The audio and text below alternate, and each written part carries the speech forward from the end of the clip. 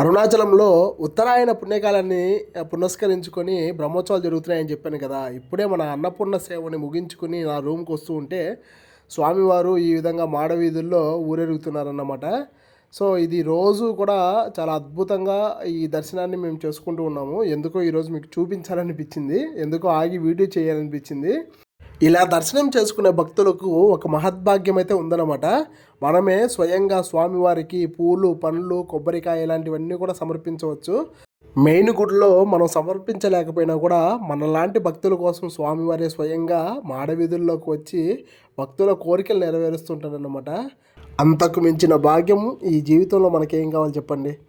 అలాగే చాలామంది మన శ్రేయోభిలాషులు అడిగిన ఒక ప్రశ్న ఏంటంటే, తేజ గారు మీరు పండగకి ఊరు వెళ్ళట్లేదా అని చెప్పేసి అడిగారన్నమాట.